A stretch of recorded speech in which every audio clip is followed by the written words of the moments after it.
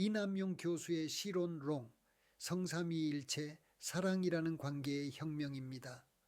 오늘 실론에서는 철학의 두 언어인 관계론, 릴레이셔니즘과 존재론, 온톨로지를 가지고 성경이 증언하는 성삼위일체의 신비를 다시 정리해 보고자 합니다. 동시에 글로벌 스탠다드와 월드 베스트 프랙티스, 그리고 PEA Federal Enterprise Architecture의 관점에서 하나님과 인간과 우주를 잇는 관계 구조를 한 번의 큰 그림으로 그려보고자 합니다. 목표는 단순한 교리 설명이 아니라 하나님을, 예수님을, 성령님을 조금 더 깊이 알고 그 관계 속으로 실제로 들어가도록 돕는 것에 있습니다. 존재론과 관계론, 하나님을 비추는 두 개의 조명입니다. 철학에서 존재론은 무엇이 실제로 존재하는가를 묻는 학문입니다. 성경의 언어로 말하면 나는 스스로 있는 자라는 출애굽기의 선언이 바로 존재론의 핵심을 드러내는 말입니다. 하나님은 그 어떤 피조물에도 의존하지 않으시고 오직 스스로 계시는 유일한 근원적 존재이십니다. 반면 관계론은 실제를 고립된 개체가 아니라 관계의 그물망으로 이해하는 관점입니다. 성경이 하나님은 사랑이시라고 말할 때 사랑이라는 단어는 언제나 관계를 전제합니다. 나와 너, 주는 자와 받는 자, 서로를 향해 움직이는 마음과 행동이 있을 때 비로소 사랑이라고 부를 수 있습니다. 그러므로 하나님은 고독한 절대자가 아니라 본질적으로 관계를 맺으시는 분으로 드러나십니다. 성경은 이 두 축을 동시에 붙듭니다. 한편으로는 온 우주에 오직 한 분 하나님만이 계신다고 단호하게 선포하면서도 다른 한편으로는 그 한 분 하나님 안에서 성부와 성자와 성령 사이에 살아있는 사랑의 관계를 끝없이 보여줍니다. 이 실론에서의 메인 아이디어는 바로 여기에 있습니다. 하나님은 존재론과 관계론이 서로 충돌하는 지점이 아니라 서로를 완성시키는 지점에서 이해해야만 제대로 보이는 분이시라는 것입니다.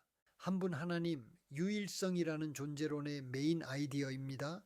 성경의 첫 번째 큰 축은 한 분 하나님에 대한 선포입니다. 이스라엘의 고백은 우리 하나님은 오직 유일한 주님이시라는 말로 집약됩니다. 예수님 또한 이 고백을 그대로 이어받으시며 주 곧 우리 하나님은 유일한 분이시라고 확인해 주십니다. 십계명은 나 외에는 다른 신을 두지 말라는 명령으로 시작되며 이는 영적 세계에 다수의 경쟁신이 있는 것이 아니라 오직 한 분 절대적 근원이 계시다는 선언입니다. 존재론의 언어로 번역하면 궁극적 실제는 단 하나이며 그분이 바로 하나님이시라는 말이 됩니다. 이 유일성 선언은 인류 문명 전체의 월드 베스트 프랙티스가 되어 왔습니다. 수많은 다신론 문화와 제국들이 흥망성쇠를 거듭하는 사이에 한 분 하나님에 대한 고백은 놀라운 지속성과 일관성을 갖고 전 세계로 확산되었습니다. 여러 국제 통계가 보여 주듯 오늘날에도 전 세계 인구의 큰 비율이 이 한 분 하나님을 믿는 신앙 전통 안에 서 있습니다.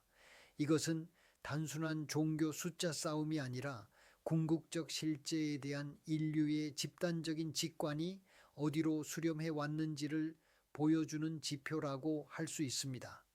이 메인 아이디어는 FEA 방식으로 보면 아키텍처의 최상위 레이어에 해당합니다.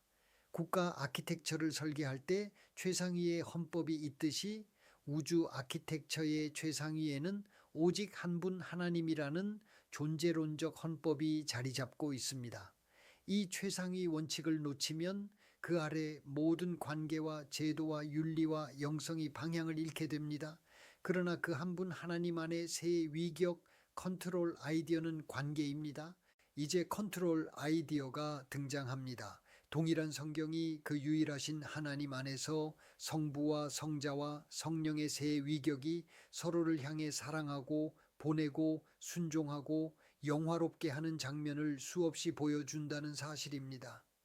예수님의 세례 장면에서는 아들이 물에서 올라오시고 성령이 비둘기같이 임하시며 하늘에서는 아버지의 기뻐하심이 선포됩니다. 여기에는 한 분 하나님이 세 개의 가면을 번갈아 쓰는 것이 아니라 세 위격이 동시에 존재하면서 서로를 향해 움직이는 관계 구조가 선명하게 드러납니다. 부활하신 주님은 제자들에게 모든 민족을 제자로 삼아 아버지와 아들과 성령의 이름으로 세례를 베풀라고 명하십니다. 이름들이 아니라 이름 하나로 새 위격을 묶으시면서도 아버지와 아들과 성령을 분명하게 구분해 주십니다. 또한 나는 아버지와 하나라는 예수님의 말씀에는 두 가지 진리가 동시에 있습니다. 위격으로는 분명히 구별되지만 본질과 사랑과 영광에서는 나눌 수 없는 하나라는 고백입니다. 요한복음에서 예수님은 나는 아버지 안에 있고 아버지는 내 안에 계신다고 하시며 나를 본 자는 아버지를 보았다고 말씀하십니다. 이것은 단순한 대리인의 언어가 아니라 상호 내주라는 깊은 관계를 드러내는 언어입니다. 컨트롤 아이디어는 여기에서 분명해집니다. 한 분 하나님이라는 존재론적 축 위에 삼위의 상호 내주라는 관계론적 구조가 중층적으로 얹혀 있으며 이 두 구조가 함께 작동할 때 비로소 성경이 증언하는 하나님상이 온전히 보인다는 것입니다. 서포팅 아이디어 1 요한복음 14장부터 17장까지는 관계 아키텍처의 청사진입니다.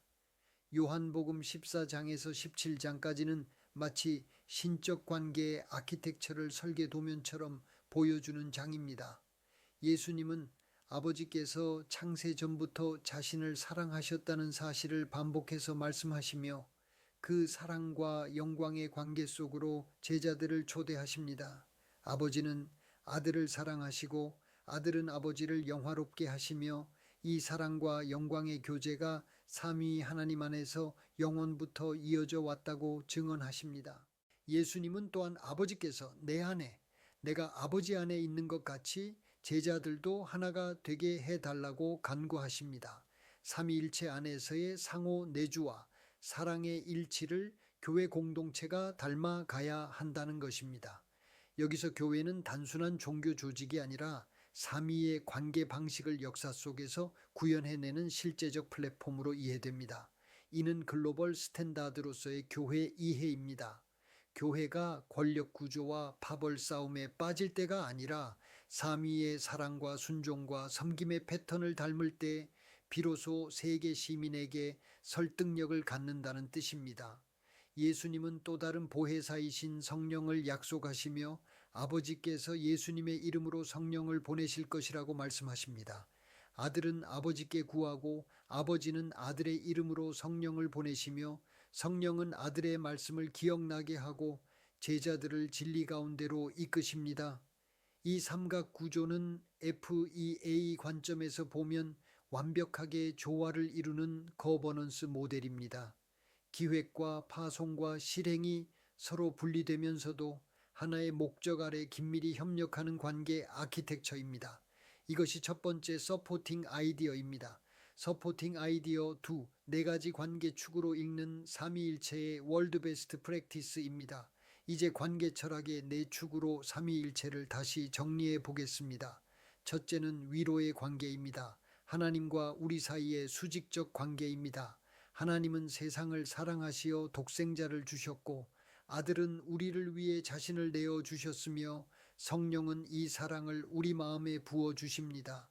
여기서 구원의 본질은 율법을 잘 지켜 점수를 따는 경쟁이 아니라 아버지와 아들과 성령 사이의 사랑 관계 속으로 초대받는 것이라는 사실이 드러납니다. 둘째는 내면의 관계입니다. 삼위 하나님이 우리 안에 거하시는 관계입니다.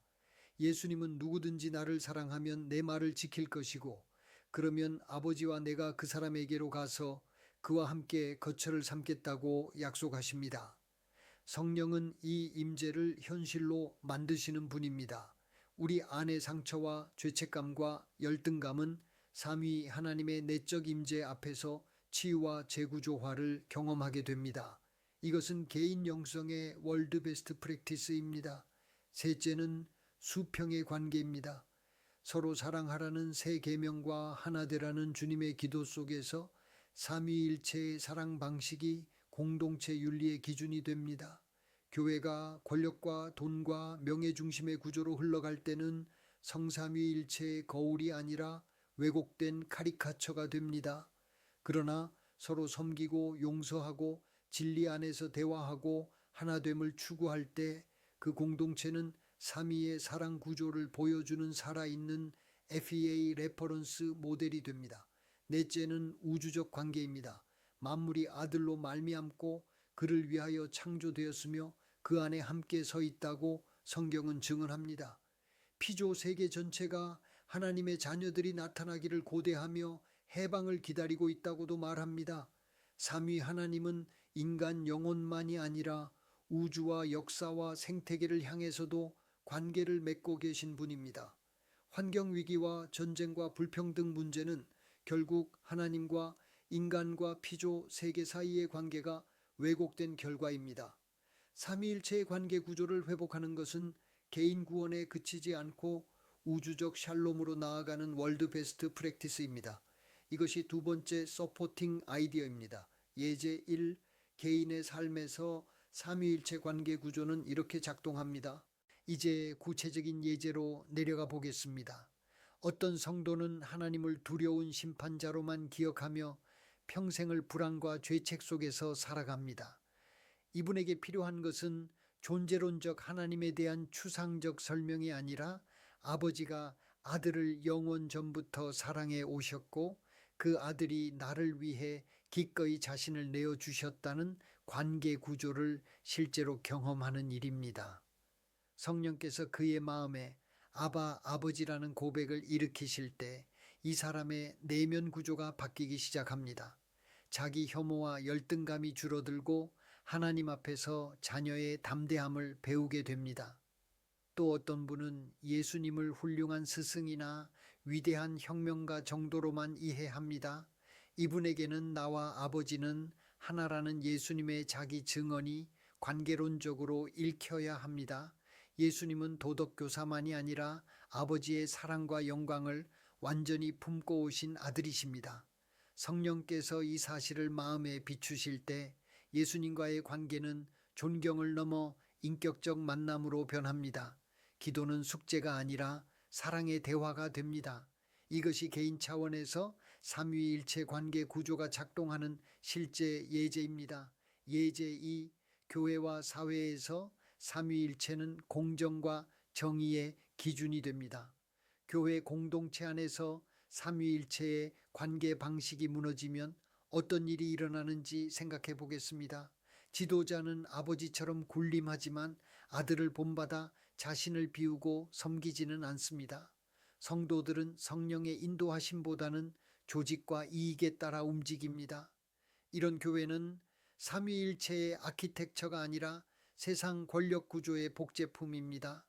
반대로 지도자가 자신을 비우고 가장 낮은 자리에서 섬기며 성도들이 서로를 형제자매로 여기고 용서와 화해를 실천할 때 그 교회는 성부와 성자와 성령의 사랑 구조를 비추는 살아있는 예제가 됩니다. 사회 차원에서도 마찬가지입니다.